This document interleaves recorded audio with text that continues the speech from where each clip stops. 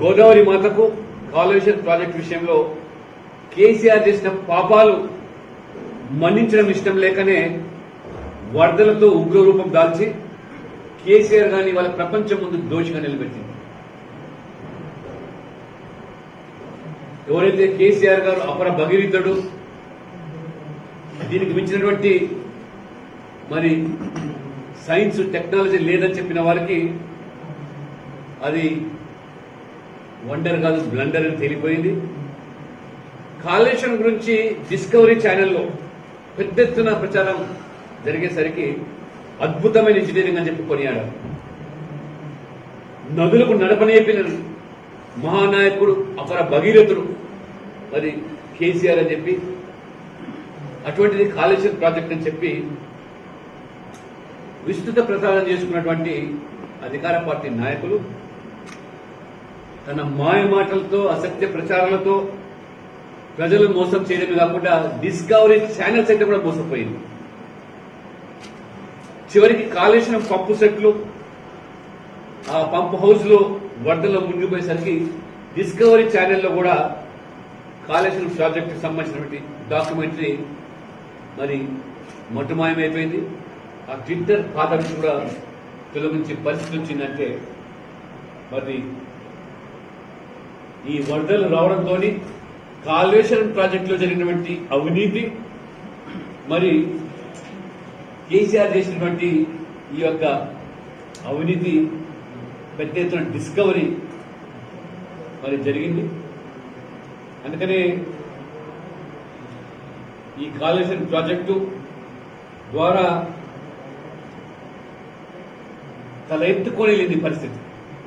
80,000 కోట్ల రూపాయల ప్రజా సొమ్ము, ప్రజలు కట్టినటువంటి పన్నుల ద్వారా ఆ ఆదాయాన్ని ఏ రకంగా మరి దుర్వినియోగపరిచారో దానిని ఇవాళ గతంలో ఒక పెద్ద మనిషి, ఆనాడు మరి ఇరిగేషన్ శాఖ మంత్రి హరీశ్వరరావు రాత్రి పొద్దున పడుకొని ఏ రకంగా 80,000 కోట్లు ఖర్చు పెట్టి కాంట్రాక్టర్ జేబులు నింపడమే కాకుండా ఏ రకంగా నిధులు సమకూర్చుకున్నారో ఆయనకు కాళేశ్వరరావు అని పేరు పెట్టాలని చెప్పారు ఒక మహానుభావుడు.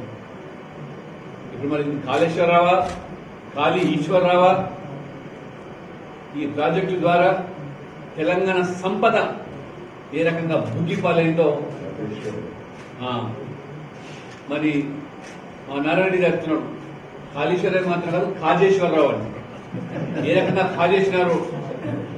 కాబట్టి ఈ కాళేశ్వరరావులు, ఈ కాజేశ్వరరావులు అందరూ కూడా మరి ఈరోజు ఆనాడు నేను పార్లమెంట్లో ప్రస్తావిస్తే ఆశ్చర్యపోయారు మిగతా పార్లమెంట్ సభ్యులు. 30,000 కోట్ల ప్రాజెక్టు 80,000 ఖర్చు పెట్టారు, ఇంకా 1,20,000 కోట్ల వ్యయంతున్నారు. 1,000 కోట్ల రూపాయలు విద్యుత్ వినియోగం కోసం.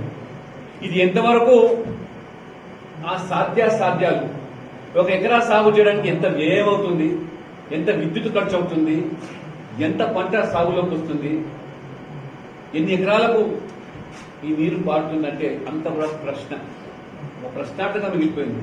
కొన్ని వేల రూపాయలు కరెంటు ఛార్జీలే, 40,000-50,000 రూపాయలు కరెంటు ఛార్జీలే ఎకరాకు వ్యయాన్ని మరి రైతు ఏ రకంగా భరిస్తాడు దాన్ని.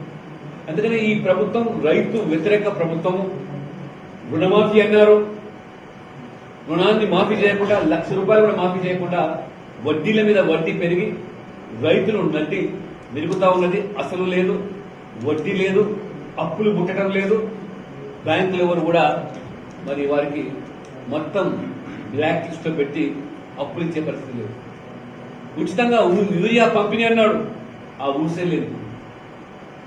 కాబట్టి ప్రజలు ఏదైతే రేపు మునుగోడులో జరిగే ఉప ఎన్నిక, ఈ అవినీతి ప్రభుత్వానికి, ఈ కుటుంబ పాలన చరమగీతం పాడేదానికి ప్రజలకు ఒక సువర్ణ అవకాశం.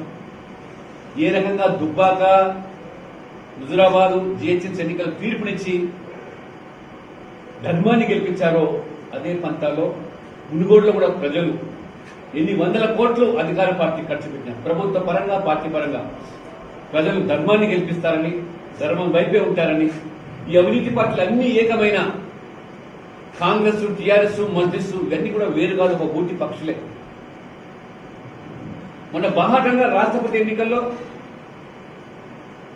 దొంగలు ఊళ్ళు పంచుకున్నట్టుగా అన్ని అవినీతి పార్టీలు ఏకమై మోడీని నేరుగా ఎదుర్కోలేక, బీజేపీని రాజకీయంగా ఎదుర్కోలేక, ఏ రకంగా పరస్పరం విరుద్ధ భావాలతో ఉన్నటువంటి పార్టీలు కాంగ్రెస్, కమ్యూనిస్టులు, ప్రాంతీయ పార్టీలు, ఈ కుటుంబ పార్టీలు, కుల పార్టీలు ఏకమైనప్పటికీ ఏ రకంగా ఇవాళ ఒక ఆదివాసీ, ఒక గిరిజన బిడ్డ 75 సంవత్సరాల తర్వాత అత్యున్నతమైనటువంటి మరి గౌరవప్రదమైనటువంటి పదవికి బీజేపీ ఎంపిక చేస్తే మీ అడ్డుకున్న వైనాన్ని వాళ్ళ సమాజం గమనిస్తుంది. కాబట్టి ఉపరాష్ట్రపతి ఎన్నికలు కాంగ్రెస్ అభ్యర్థికి టీఆర్ఎస్ మద్దతు పలకడం, మార్గరెట్ అల్వా ఒక కాంగ్రెస్ సీనియర్ నాయకురాలు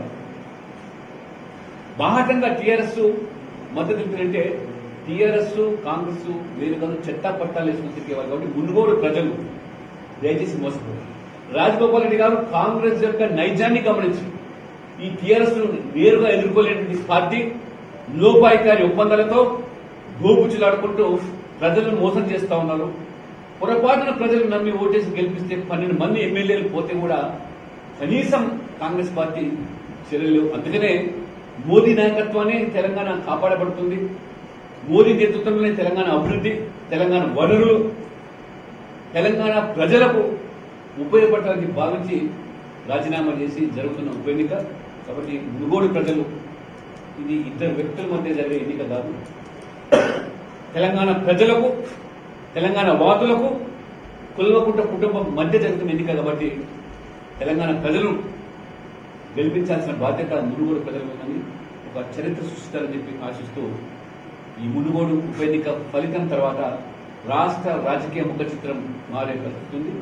అందుకని చాలా మంది టీఆర్ఎస్ పార్టీలో ఉన్న వాళ్ళు సైతం కూడా ఇవాళ ఈ తెలంగాణ కాపాడబడాలి, ఈ కల్వకుంట్ల కబంధ హస్తాల్లో మరి కూరుకుపోయినటువంటి ఆ తెలంగాణ తల్లిని విముక్తి చేయాలని చెప్పి కోరుకుంటున్నారు. కాబట్టి ఇవాళ బండి సంజయ్ పాదయాత్ర సందర్భంగా ప్రజల యొక్క స్పందన, మరి ఈరోజు అన్ని వర్గాల ప్రజలు ఏదైతే మార్పు కోరుకుంటున్నారో, తెలంగాణలో డబ్ల్యూజీ సర్కార్ రావాలని అభిలషిస్తున్నారో వారికి పూర్తిగా బీజేపీ అండగా ఉంటుందని ఆ భరోసా కల్పించడానికే కొనసాగుతున్న యాత్ర.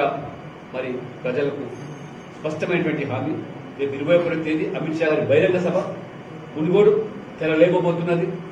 తెలంగాణ ప్రజలకు ఒక భరోసా కల్పించడానికి అమిత్ షా గారు మళ్ళీ తెలంగాణ పట్ల ప్రత్యేక శ్రద్ధతో మరి ఈ మధ్య కాలంలో 2 సార్లు రావడం, మళ్ళీ రావడానికి ఒక తెలంగాణ ప్రజలకు ఊరట, మేమున్నాము మీకు అండగా అని 1 సంవత్సరం కాలం ఓపిక పట్టేది ఖచ్చితంగా ప్రభుత్వం అది వస్తుంది. అభివృద్ధి, పేదల సంక్షేమాలు నేరుగా ఆ వర్గాలకు అందేదానికి బీజేపీ దోహదపడుతుందని చెప్పి స్పష్టం చేయడానికి బహిరంగ సభ. ప్రజలు కూడా స్వచ్ఛందంగా తరలి రావాలి, తెలంగాణ కాపాడుకోవాలని కూడా విజ్ఞప్తి చేస్తారు. మోదీ గారిని తెలంగాణకు మొదటి శత్రువు, ప్రధాన శత్రువు మోడీ అని చెప్పేసి కేసీఆర్ అన్నారు. దాని మీరు ఎట్లా చూస్తారు? తెలంగాణకు మొదటి శత్రువా, కేసీఆర్ మొదటి శత్రువా ప్రజలు అర్థం చేసుకుంటారు. ఈ అవినీతి పరులకు సహజంగా మోదీ గారే ప్రత్యర్థి. ఈ కుటుంబ పార్టీలు నడిపేటువంటి ఈ కుటుంబ పాలకులు మోడీ గారే ప్రత్యర్థి. అందుకని మోడీ గారు చాలా మరి కంఠంలో విషం పెట్టుకొని ఏ రకంగా మరి ఈరోజు ఇన్ని పార్టీలు ఏ రకంగా ఏకమవుతున్నాయి, అవినీతిని కాపాడుకోవడానికి ఏకమవుతున్నాయి. కాబట్టి దాన్ని ఎదుర్కొంటాను, దేనికైనా సిద్ధం అని చెప్పి వాళ్ళ మోదీ గారు పదే చెప్తున్నారు. కాబట్టి జీర్ణించుకోలేక మరి తెలంగాణక ఈ అవినీతి పనులకు వారు ప్రత్యేక ప్రజలు అర్థం చేసుకునేటువంటి భావన అందరికీ కూడా తెలుసు. రాబోయే ఎన్నికల్లో కాంగ్రెస్ టీఆర్ఎస్ ఒకటే అన్నారు కదా, వచ్చే ఎన్నికల్లో 2 పార్టీలు కలిసి పోటీ చేస్తాయి. వాళ్ళు ముందు కలిసి పోటీ చేస్తారా, తర్వాత కలుస్తారా ప్రజలకు తెలుసు. బాహాటంగా కూడా రాష్ట్రపతి ఎన్నికలు, ఉపరాష్ట్రపతి ఎన్నికలు చట్టా పట్టాలు వేసుకుని ప్రచారం చేసుకుని కాంగ్రెస్ పార్టీకి టీఆర్ఎస్ మద్దతు పలుకుతారు, టీఆర్ఎస్ సంబంధించిన పార్టీ కాంగ్రెస్ ప్రచారం చేస్తారు. చివరికి వారికి సాధించింది ఏంటో మొన్న చర్చలమైపోయింది. అంటే ప్రజలకు కాబట్టి కాంగ్రెస్ కోటేస్తే అది టీఆర్ఎస్ వేసినట్టుగా ప్రజలకు అర్థమైపోయింది. కాంగ్రెస్ లో ఉన్న వాళ్ళు ఇప్పుడు రాజగోపాల్ రెడ్డి వ్యక్తులు కూడా మరి విశ్వేశ్వర రెడ్డి గారు వీళ్ళందరూ కూడా వారు కాంగ్రెస్లో ఆర్తీయ నాయకులు జీర్ణించుకోలేక తెలంగాణ ఆగమైపోతుంది, ఈ కుటుంబం మొత్తం తెలంగాణ దోచుకుంటుందని ఆవేదనతో మోదీ మాత్రమే శరణ్యం ఈ తెలంగాణ కన్నా ఆలోచిస్తూ వచ్చే నాయకులకు మేము వారికి విలువలతో కూడుకున్న రాజకీయాలు అంటే బీజేపీ ఏ పార్టీ మీద గెలిచారో ఆ పార్టీ సభ్యత్వానికి రాజీనామా చేసి రావాలని చెప్పడంతోనే ఇవాళ వారి యొక్క త్యాగం తప్పకుండా ముందుగోడు ప్రజలు తెలంగాణ ప్రజలు